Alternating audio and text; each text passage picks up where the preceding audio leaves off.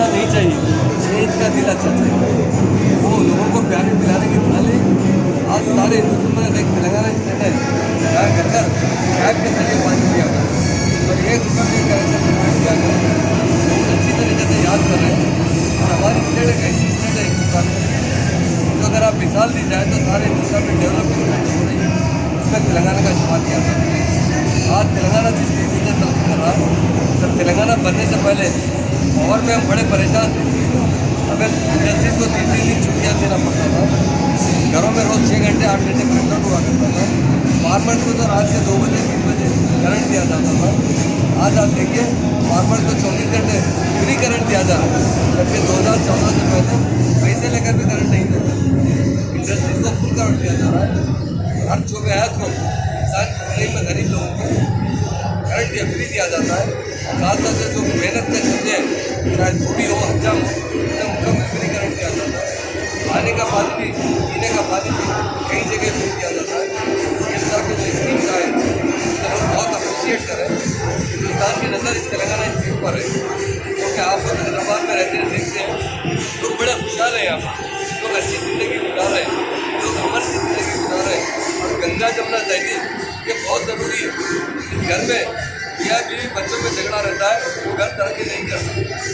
इस कंट्री में सारे कास्ट के लोग मिलजुल के प्यार से रहेंगे वो जरूर तरक्की करेगा।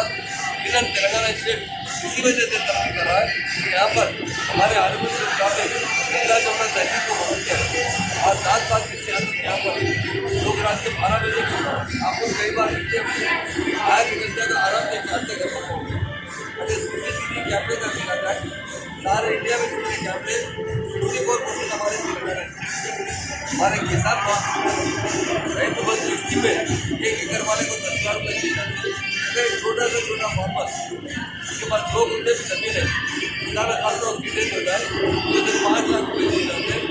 बड़े बूढ़े लोगों को 57 दिया जा रहा है, 2016 बहुत बड़ी बात है। शादी मुबारक है, हम लोग लाखों शादियाँ करा चुके हैं।